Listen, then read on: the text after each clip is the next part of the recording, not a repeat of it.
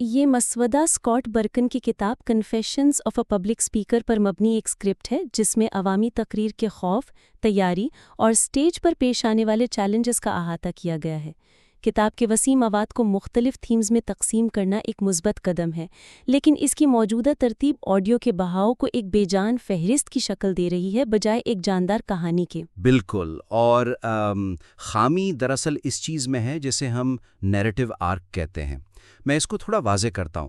مصنف نے کتاب کے مواد کو 5 سیکشنز میں بانٹ دیا ہے: خوف، تیاری، سٹیج، سامعین اور پروفیشنلزم، جو کہ ایک طرح سے اگر آپ ایک مینول لکھ رہے ہیں تو بہت لاجیکل ہے۔ جی بالکل، مینول یا درسی کتاب کے لیے یہ سیدھا اور لینئر تسلسل ٹھیک ہے، لیکن ہم یہاں ایک آڈیو مباحثے کی بات کر رہے ہیں۔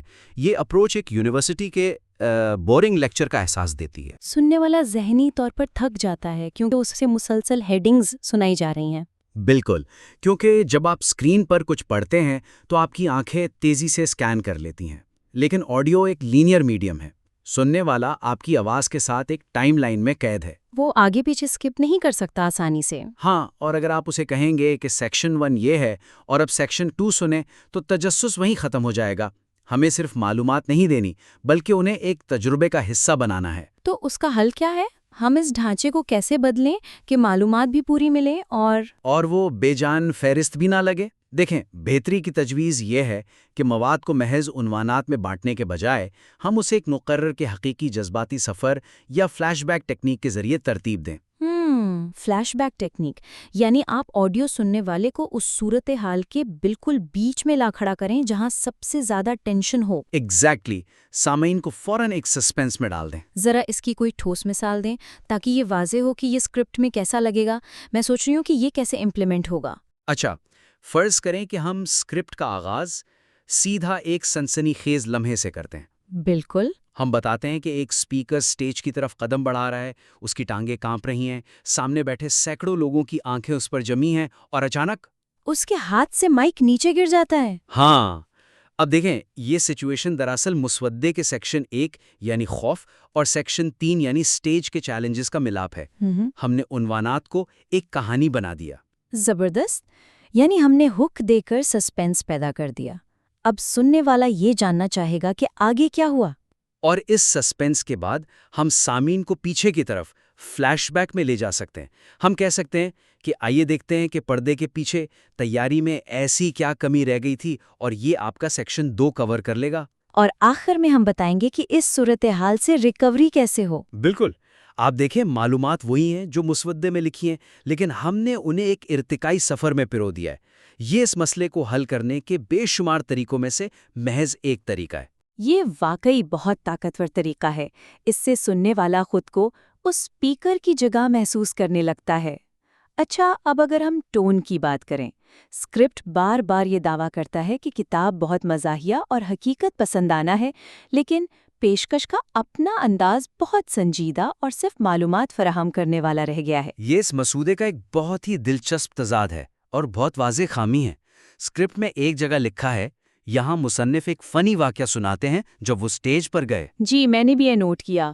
اب مسئلہ یہ ہے کہ آپ سننے والے کو یہ تو بتا رہے ہیں کہ مصنف نے مذاق کیا، لیکن آپ خود وہ مذاق منتقل نہیں کر رہے۔ بالکل، کہانی کو ایک بلٹ پوائنٹ میں سمیٹ دینے سے کتاب کا اصل طنز، وہ شرمندگی کے احساسات اور بے تکلفی اسکرپٹ کی ادائیگی میں مکمل طور پر غائب ہو گئی ہے۔ یہ ایسا ہی ہے جیسے کوئی آپ کو بتائے کہ فلاں لطیفہ بہت مزاحیہ تھا، بجائے اس کے کہ وہ لطیفہ سنا کر آپ کو ہنسائے۔ بالکل، یہ انداز مصنف کی اصل نیت کے ساتھ انصاف نہیں کرتا۔ لیکن دیکھیں، اگر ہم کتاب کے سارے لطیفے سنانے بیٹھ جائیں گے تو آڈیو تو بہت لمبی ہو جائے گی۔ ہمارے پاس وقت کی بھی تو کمی ہوتی ہے۔ ہم ہر واقعے کو تفصیل سے کیسے سنا سکتے ہیں؟ بات وقت بڑھانے کی نہیں ہے، بات الفاظ کے درست چناؤ کی ہے۔ آڈیو اسکرپٹ میں ایک اصول ہوتا ہے جس سے ہم شو ڈونٹ ٹیل کہتے ہیں، یعنی بتانے کی بجائے محسوس کروائیں۔ تو اس کی بہتری کی تجویز کیا ہوگی؟ تجویز یہ ہے کہ مزاح اور طنز کو محض بیان کرنے کے بجائے اسے الفاظ کے چناؤ، ڈرامائی وقفوں اور منظر کشی کے ذریعے براہ راست اسکرپٹ کا حصہ بنائیں۔ آپ کو زیادہ الفاظ نہیں چاہیے، آپ کو بہتر الفاظ چاہیے۔ یہ بات سمجھنے کے لیے ہمیں ایک ٹھوس مثال کی ضرورت ہوگی۔ مسودے میں اسکاٹ کے ایک واقعے کا ذکر ہے کہ اس نے 2000 کرسیوں والے ہال میں 45 لوگوں کو دیکھا اور سب کو آگے بلایا اور کہا کہ ہم فیملی ہیں۔ موجودہ اسکرپٹ میں یہ محض ایک اطلاع کے طور پر لکھا ہے۔ یہ بہت ڈرائی اور بورنگ ہے۔ تو اسے ہم شو ڈونٹ ٹیل کے ذریعے کیسے بدل سکتے ہیں؟ اسے ڈرامائی انداز میں پیش کرنے کے لیے ہم اسکرپٹ کو یوں لکھ سکتے ہیں، ذرا چشم تصور سے دیکھیں۔ آپ کے سامنے 2000 کرسیاں بچھی ہیں اور ان پر گن کر کل 45 لوگ بیٹھے ہیں۔ Pin drop silence. ہاں، اور پھر اسکرپٹ میں کہیں اس شرمندگی کے وقت اسکاٹ نے کیا کیا؟ اس نے مائک پکڑا، سب کو آگے بلایا اور مسکرا کر بولا، آؤ بھائی، اب ہم ایک فیملی ہیں۔ زبردست۔ جب آپ اس طرح منظر کشی کرتے ہیں تو اسکرپٹ پڑھنے والے کی آواز میں بھی قدرتی طور پر وہ شرارت اور مزہ آ جاتا ہے۔ اور ہم نے وقت اتنا ہی لیا، شاید صرف 5 سیکنڈ زیادہ، لیکن سننے والے نے اس عجیب و غریب صورتحال کی ہنسی کو خود محسوس کیا۔ یہ واقعی ایک بہترین تجویز ہے، اور یہ محض ایک مثال ہے کہ اسکرپٹ کے لہجے میں مصنف جیسا مزاح کیسے لایا جا سکتا ہے۔ اور اس سے یہ بھی ثابت ہوتا ہے کہ یہ کتاب خشک نہیں ہے۔ جب اسکرپٹ رائٹر الفاظ میں جان ڈالتا ہے تو وائس اوور کرنے والے کو بھی پتہ چلتا ہے کہ یہاں مجھے پاز لینا ہے، یہاں آواز میں ہچکچاہٹ لانی ہے۔ بالکل درست۔ اچھا، اب سامعین کے حوالے سے ایک اور اہم بات۔ اسکرپٹ میں نئے بولنے والوں اور تجربہ کار مقررین کے لیے موجود مشوروں کو ایک ہی خانے میں رکھ دیا گیا ہے، جس کی وجہ سے مخصوص سامعین کے لیے پیغام کی افادیت کمزور پڑ گئی ہے۔ یہ ایک بہت بنیادی خامی ہے۔ جب ایک کتاب کا کینوس اتنا وسیع ہو کہ وہ مبتدی سے لے کر ایکسپرٹ لیول کے لوگوں تک سب سے بات کر رہی ہو، تو اسکرپٹ رائٹر کو بہت محتاط ہونا پڑتا ہے۔ مسودے میں $30,000 فی گھنٹہ کمانے والے پروفیشنلز کے مسائل جیسے ٹریولنگ کے دوران تھکاوٹ یا کسی ہیکلر کو ہینڈل کرنا، اور زندگی میں پہلی بار اسٹیج پر جانے والے ایک طالب علم کے مسائل جیسے مائک پکڑنے کا خوف، ان سب کو بغیر کسی تخصیص کے ملا دیا گیا ہے۔ لیکن ایک طرح سے دیکھا جائے تو کیا یہ اچھی بات نہیں ہے؟ میرا خیال ہے ایک نیا اسپیکر جو ابھی سیکھ رہا ہے وہ شاید یہ سننا چاہے گا کہ بڑے پروفیشنلز کن مسائل کا شکار ہوتے ہیں۔ اس میں ایک ایسپریشنل پہلو بھی تو ہے نا؟ انسپریشنل پہلو اپنی جگہ، لیکن جب آپ کسی مسئلے کا حل ڈھونڈنے آتے ہیں تو آپ کو ٹو دا پوائنٹ بات چاہیے ہوتی ہے۔ اگر آپ ایک طالب علم ہیں اور آپ کی ٹانگیں کانپ رہی ہیں تو آپ کو اس بات سے کوئی دلچسپی نہیں کہ ہوٹل کے کمرے کا اے سی خراب ہو تو کیا کریں۔ یہ بات تو ہے۔ اور اگر آپ ایک تجربہ کار CEO ہیں تو آپ کو یہ سننے کی ضرورت نہیں کہ آئینے کے سامنے کھڑے ہو کر پریکٹس کریں۔ دونوں کو ایک ہی لاٹھی سے ہانکنے کا نتیجہ یہ ہوتا ہے کہ دونوں ہی یہ محسوس کرتے ہیں کہ یہ آڈیو مکمل طور پر ان کے لیے نہیں ہے اور وہ ڈراپ آف کر جاتے ہیں۔ تو ہم اس افادیت کو کیسے بہتر بنا سکتے ہیں؟ ظاہر ہے ہم اسکرپٹ کے 2 الگ الگ ورژن تو نہیں بنا سکتے۔ اسکرپٹ ایک ہی رہے گا، لیکن بہتری کی تجویز یہ ہے کہ تجویز کی واضح درجہ بندی کی جائے۔ ہمیں اسکرپٹ کے اندر سائن پوسٹس دینے ہوں گے تاکہ ہر سننے والا اپنی ضرورت اور تجربے کے مطابق اپنا حصہ لے سکے۔ سائن پوسٹ سے آپ کی مراد وہ واضح اشارے ہیں جو ہم آڈیو کے دوران دیتے ہیں کہ اب ہم کس سے بات کر رہے ہیں؟ بالکل۔ اس کی ٹھوس مثال یہ ہو سکتی ہے کہ آپ اسکرپٹ میں باقاعدہ مخاطب کر کے کہیں، اگر آپ زندگی میں پہلی بار سٹیج پر جا رہے ہیں تو آپ کا واحد فوکس سیکشن 1 یعنی اپنے خوف کو توانائی میں بدلنے پر ہونا چاہیے۔ اور پھر پروفیشنلز کے لیے بھی ایک اشارہ دیا جائے۔ جی، آپ فوراً بات کہہ سکتے ہیں کہ لیکن اگر آپ ایک پرانے اور تجربہ کار اسپیکر ہیں تو آپ کے لیے اصل چیلنج سیکشن 5 کا وہ حصہ ہے جہاں بتایا گیا ہے کہ آپ کی تقریر کے دراصل 4 مختلف ورژنز ہوتے ہیں۔ اس طرح کی تفریق مواد کو کہیں زیادہ قابل عمل بنا دے گی۔